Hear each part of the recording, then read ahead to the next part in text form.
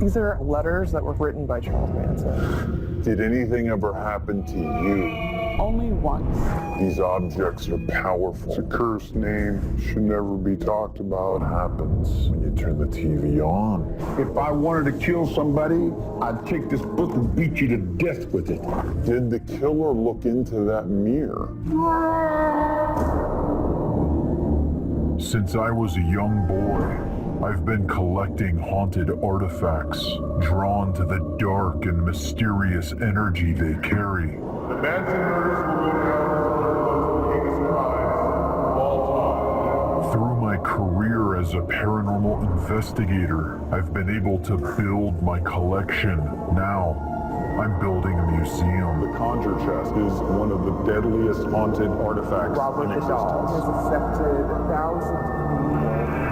I'm providing a place for people to bring their haunted items and hear their stories. Aid people in coming into the world. Why can't we aid them in exiting?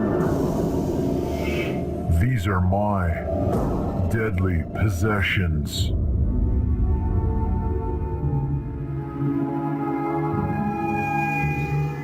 My name is Cindy Lee. I live in Phoenix, Arizona. I am the owner of a horrifically haunted object that once belonged to the man that played Dracula, Bela Lugosi. This item has caused my family so much anguish that I no longer feel safe with it. So I'm traveling to Las Vegas to donate it to Zach's museum. Hello. Hi. Wow, you have a big mirror. Yeah, And of course, the mirror's gonna get aimed right at me. Good. Beware, it's an angry mirror. Wow.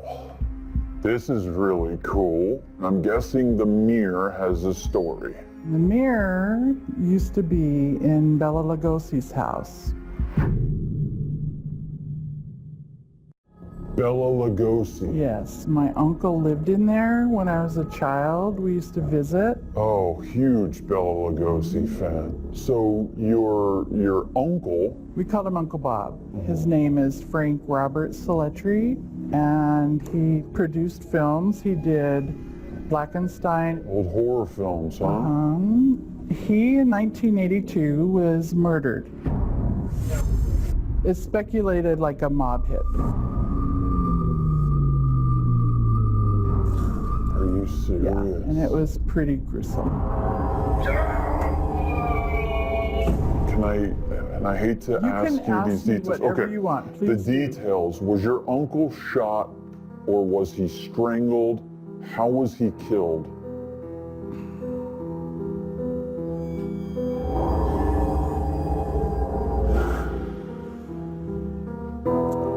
My uncle was in his bedroom. He was found on his knees with his head over the end of the bed. And somebody took a screwdriver to his knees and elbows.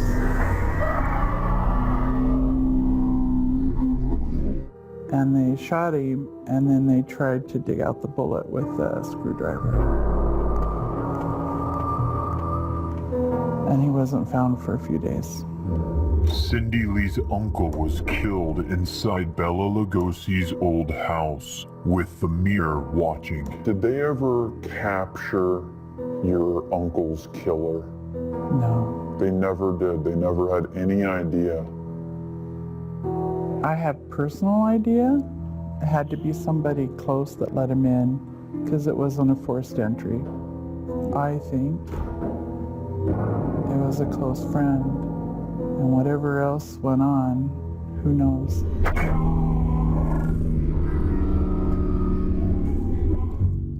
It's interesting because a lot of mirrors in general, a lot of ancient cultures believe that the reflections were from another realm. Many people said that they could divine the past, present, the future, and that they were portals to the spirit world. Then there is a scrying. You stare into a mirror. Many people believe that you can see gods, devils, spirits, even your own psychic mind. Actually, Nostradamus, he did scrying and predicted his own death. And what's interesting to me is that I do know a little bit about Bela Lugosi. He was into the occult. Very much. And when he filmed Count Dracula, he would often have dreams where he was dead. He said this in an interview, actually, in the 1930s.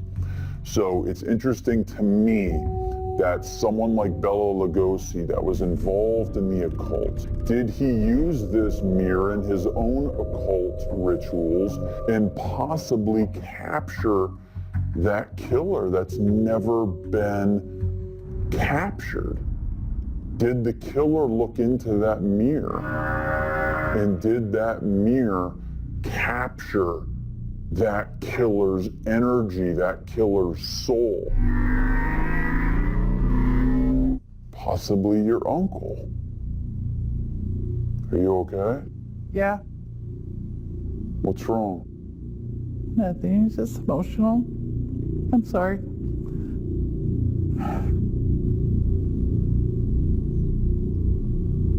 It can get really deep when you start theorizing the possibilities of these objects. And these objects are powerful. I have a lot of apprehension about that mirror. It's You should. Yeah. Why do you think that this mirror has a saw figure? something. It saw something. I tend to believe that this mirror was used by Bela Lugosi, that he was doing scrying rituals with it, knowing his past in the occult. And if he did, then this would be a portal. And if the portal was left open and it captured the reflection of this murder, then that energy would still be consumed in it, and possibly the killer's soul. Who is the killer? They never caught the killer. Aside from it being from Bela Lugosi's house, does the mirror have something bad attached to it? Very much so. I have an older daughter who, I'm sorry, did not want to come on camera because Why? she went through so much trauma. Trauma connected to the mirror. She lived on her own, and when she would be curling her hair or whatever, and she could see like a dark entity, but she could feel the teeth, like She could feel bite, teeth. like bite her neck. The figure would come through the mirror and attack her. She could feel whatever was in it. Energy, whatever. Now, you're talking about trauma. What happened to your daughter? How severe was the trauma? She moved in with us, and she shared a room with my other daughter. Hello. Hi. How you doing? Good, thank you. So I know it took a little bit for you to want to do this interview. Yes. Okay. Are you comfortable now? I want you to be comfortable with me. Yes, I'm okay. Okay. I just have a couple questions for you. Your mother was telling me that your sister had some experiences with the mirror. Many. Just take me back and tell me what it was like to be in the room with your sister when these events started. I was about 14. She was staying in my bedroom because she didn't want to be at home. So she didn't give me a whole lot of details at first, but when she would sleep at my house, she wouldn't want to be by herself, almost ever. When she stayed at your house, did she ever tell you actual events She did one time talk to me about seeing the figure, and it terrified me. And she just kind of described the hand as very, almost the reaching. And the hand would come out of the Yes. mirror and grab her. Yes. If your uncle's killer did look into this mirror after the murder, did this mirror take a part of him into it? This is starting to get really deep now.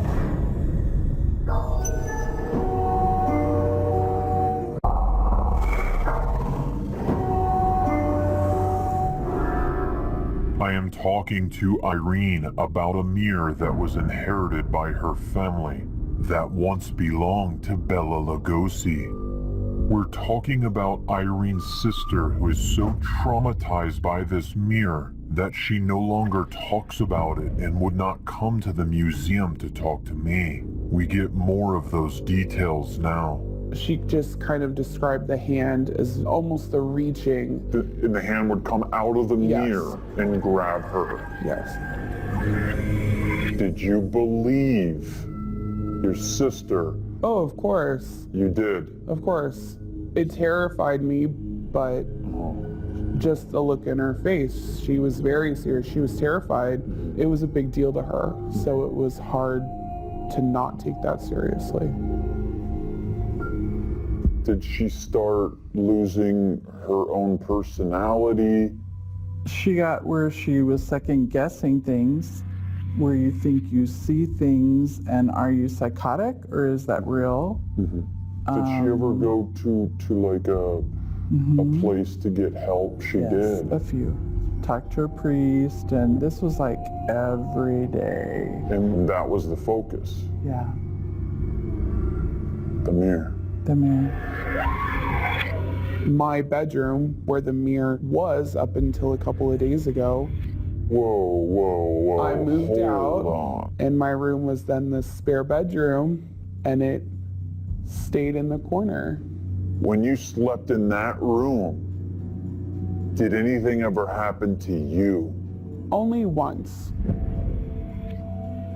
It was very creepy to be in that room, but then I just thought it was because I had moved out. And at It this time, wasn't- you didn't know the mirror No, was there, I which didn't there was no realize. psychosomatic Nope. going on. I just was very uncomfortable. I associated it with, I moved out. This isn't my room anymore.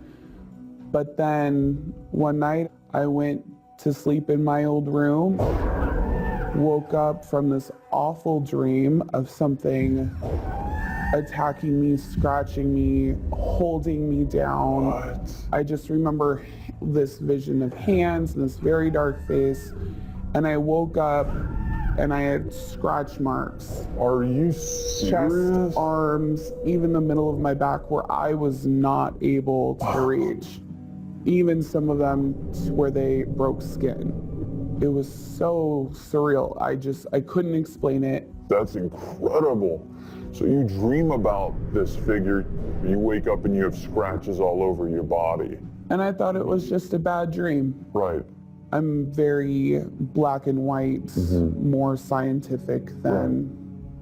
I love when this happens to a skeptic. I don't like when it attacks you and scratches you, but I love the moment of a hardcore skeptic having the experience and seeing this transformation. I couldn't justify how I reached parts of my back, and it didn't add up. When was the moment that you realized that you just slept in the room with the Bela Lugosi mirror? Not too long after. I just thought it was a pretty antique mirror in the corner of that room. What do you want to do with the mirror now? I can't sell it. I can't give it. But if it kind of gets left behind, You want to get rid of it. It's that serious.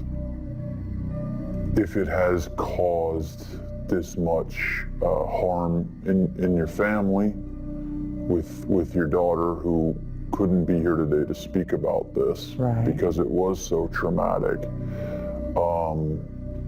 I'll definitely give it a good home. God have mercy on your soul. I mean, really respect it. For real. I will. I hate to ask this question. If this mirror was an open portal, do you think that your uncle's, and this is a tough question, do you believe that your uncle's killer could have looked into this mirror? Oh, yeah. If your uncle's killer did look into this mirror after the murder, did this mirror take a part of him into it? This is starting to get really deep now. And I don't know if you can feel the energy off of it, but I don't. It likes it, and I don't like it. I feel like I'm looking at somebody else.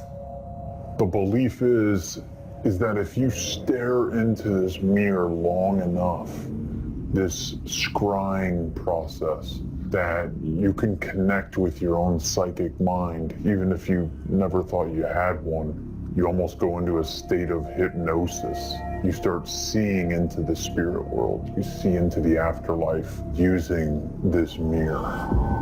As I send them downstairs one by one, they all appear to have different experiences depending on how they choose to interact with the mirror.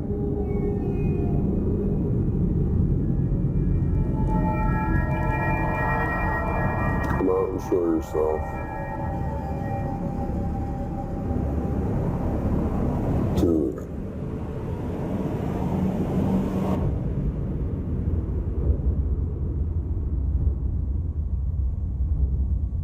Is there something in the mirror that wants to come out?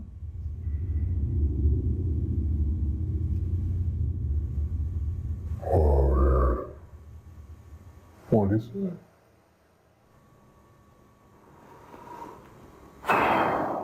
Dude, I just found myself old. Really old. Aaron apparently had a reaction to the mirror. Sometimes it just takes the right energy to unlock. All right, now let me see you. I saw me. Let me see you.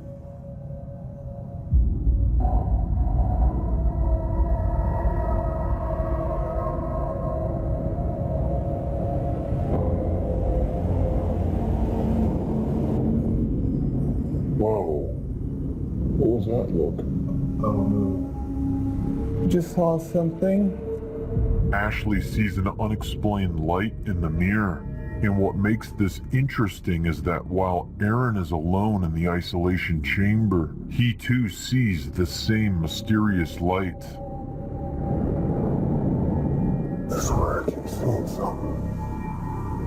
It's like a light. It's not a shadow, it's like a light.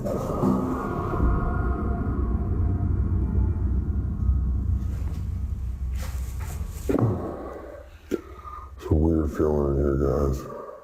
I heard something right here, just like scuffle. And it just got ice cold. If you're in the room here with me, which I believe you are, can you show yourself in this mirror?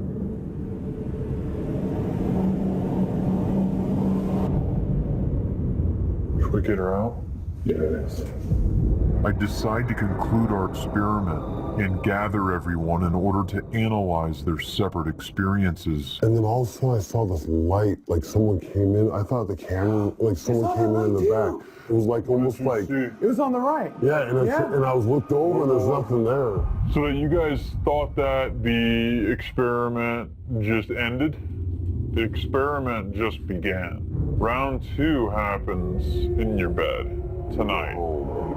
So tomorrow morning when you wake up, I want you to tell me what you dreamed about, and I want to see if there's any marks on you. You would have gone down there, right? Still? Yeah, it's too late. I already did it.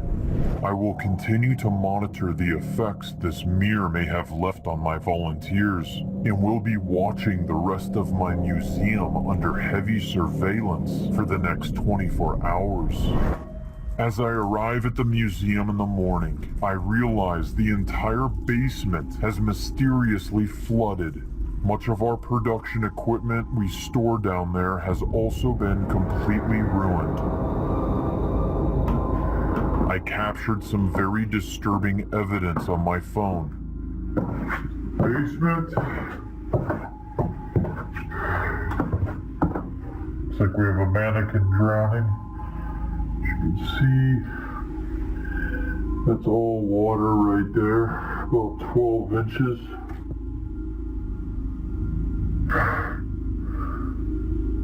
Spirits can cause floods, I believe.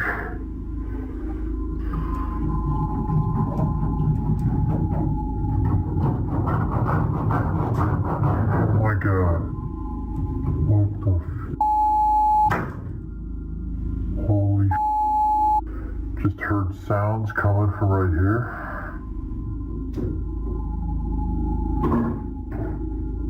Hear that? Loud noises coming from in here.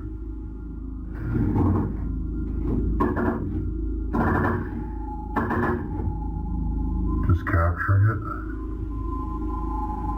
All this water, you don't want to touch that.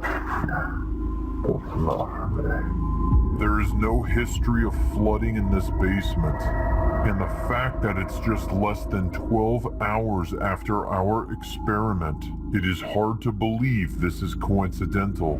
At this point, I believe this mirror to be the most dangerous possession I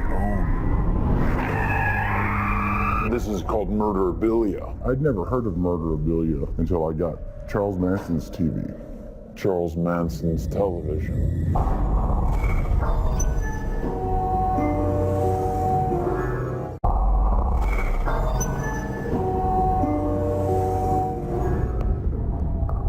I'm Nick, and I bought Charles Manson's TV.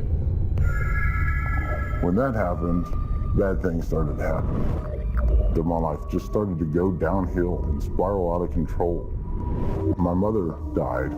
Was out of work for 4 months, and a guy died in my driveway, and I needed to get it away from me before anything worse happens. Hey, how's it going? Good. Come on in.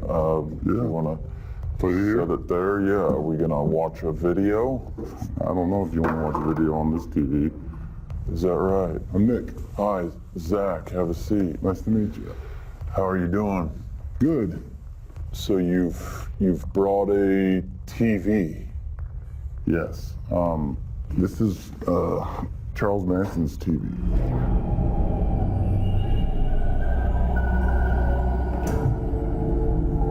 Charles Manson's television. It was. Okay, how did you acquire Charles Manson's television? I buy and sell cars, and this car set in a field in Tuscola, Texas. It's a real small town, and the guy I bought it from told me Charles Manson's TV was in the back. And I thought, yeah, okay, sure. So I get it home and start cleaning it out, and sure enough, in the back is this little black and white TV. It says Pelican Bay Prison. It's got his name on the back. And next to the TV is a box with some letters in it from Manson. Handwritten letters from Charles Manson? Yeah. With the television? Yes.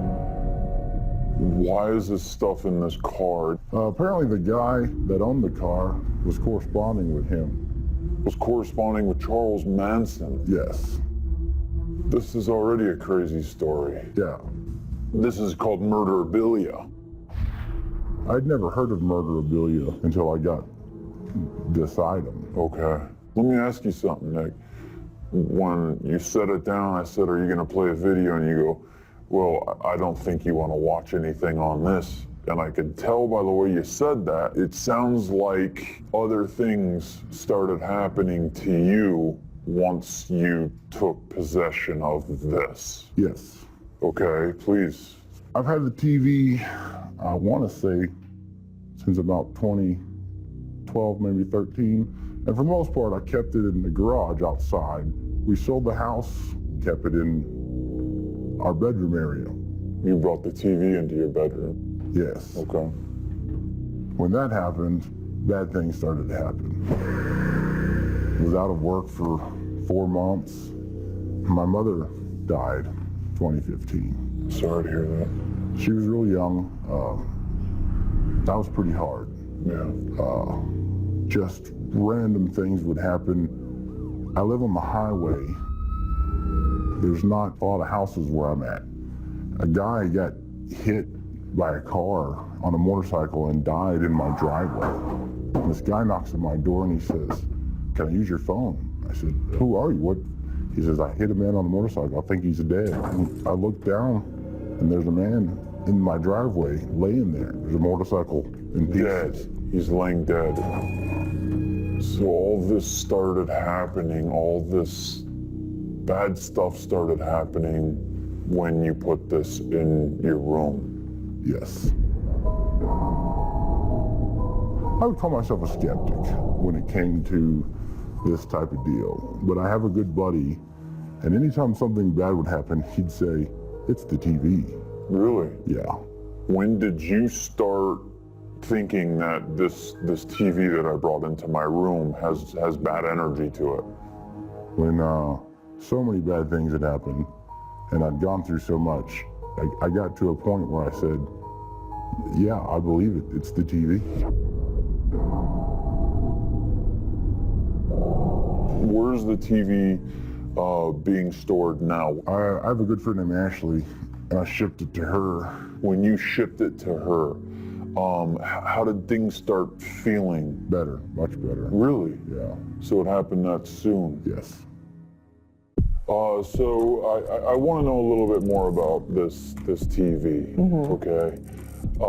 Nick, your friend, he went through a lot of bad luck, bad stuff in a short time period after he decided to put this TV in his bedroom. And so what I'm trying to do is I'm trying to see whether or not this TV really does have some type of energy that was infused in it by Charles Manson. So when you got the TV, did you feel anything from it? But you can definitely, like, you can feel a weird energy from it. It's the kind of thing you don't really want to have around. I didn't really want to keep it inside. Right. So I didn't keep it directly in my apartment just in case, because I didn't really want to be that close to it. It's interesting. I've heard a lot of objects that are affiliated with death or haunted by people that have put the curse on the objects, like the conjuring chest. It's interesting to me to have a television set owned by Charles Manson, who was able to get into the minds of people, his Manson family, to literally brainwash them to go kill people. I'm trying to grasp my mind around how would Charles Manson, who is still alive, curse an object that he had possession of? Does he imprint some of his electrical mental impressions into these objects, ships them to other people, knowing that they are cursed and that his energy or whatever he inflicted on these objects is now being released onto people that own them? I'm just trying to theoretically think, how would this TV be cursed and do bad things to somebody like you? I think when you have something like this around you, the bad vibe of who Charles Manson is and what Absolutely. he's done may have an effect on you by keeping it close to you. Do you feel that these events are connected to this? They have to Ladies and gentlemen, I'm about to interview Charles Manson's grandson.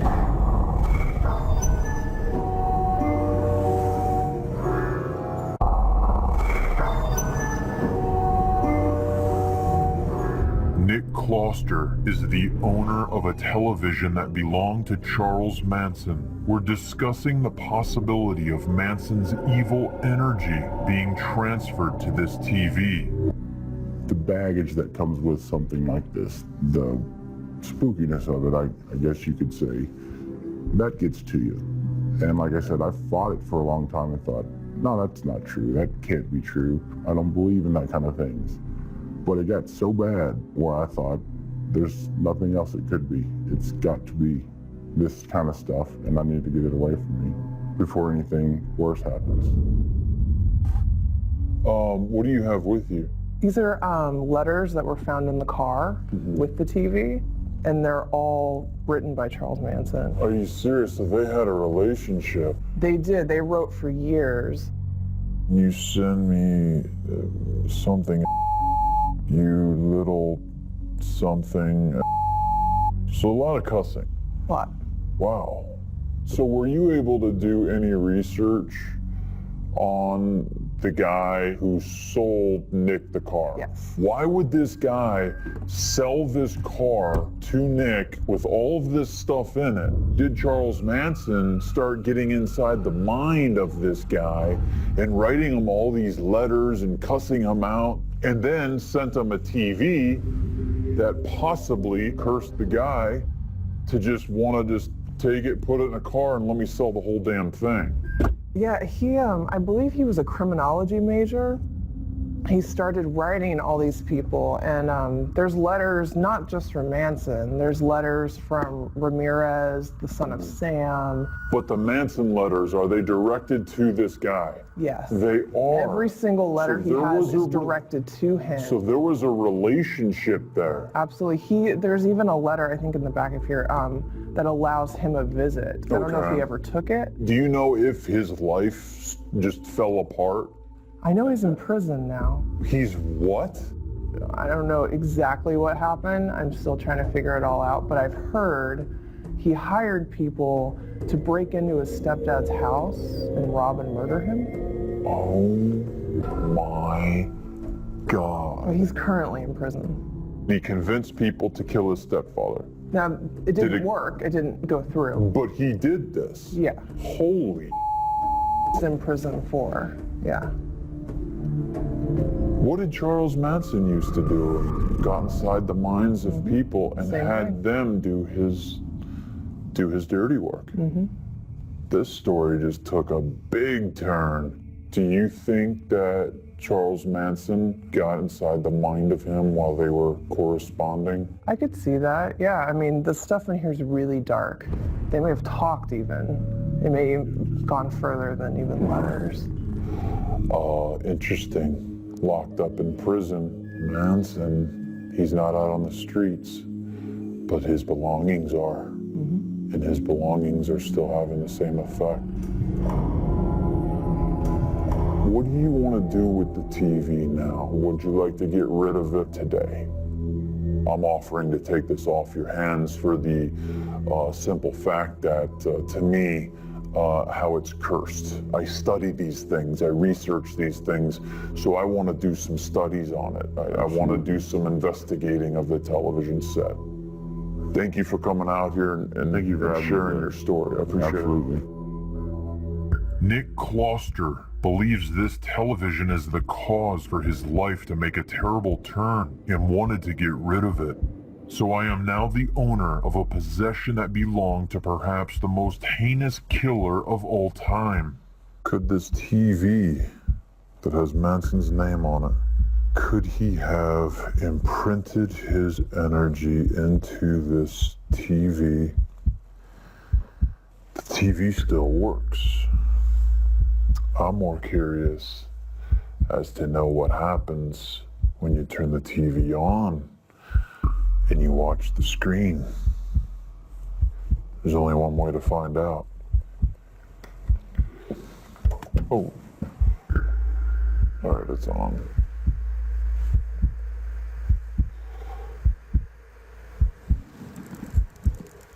Ooh, hear that? Just felt the static electricity come from the TV to my hand. Never thought about that, the static electricity that these TVs generate when you touch the screen. All I do know is that I just added another interesting object to my collection here at the museum. Ladies and gentlemen, I interview a lot of interesting people. I've interviewed satanic priests. I've interviewed Dracula's Vlad Tepes. I've interviewed his ancestor, a princess.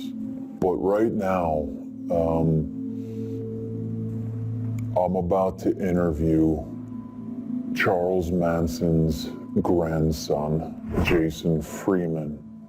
And I believe that he is about to tell us that he wants to make a change today. And I want to ask him if his grandfather has the ability to infuse dark energy into objects like this TV and affect others like Nick.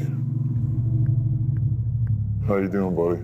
Good, man. Nice to meet you. Thank you for coming out here. You know, just have some questions for you. You can go as deep as you want. You know, you don't have to give me your whole biography. Yeah. But, you know, everybody wants to know, you know, what it was like, what it is like. What it is like. What it is like being Charles Manson's grandson. You know, if I wanted to kill somebody, I'd take this book and beat you to death with it, and I wouldn't feel a thing. It'd be just like walking to the drugstore. Well, growing up, I was, wish I understood what my mom and dad did. You know, they didn't want that Manson name to haunt me or haunt my childhood to where I couldn't have a childhood.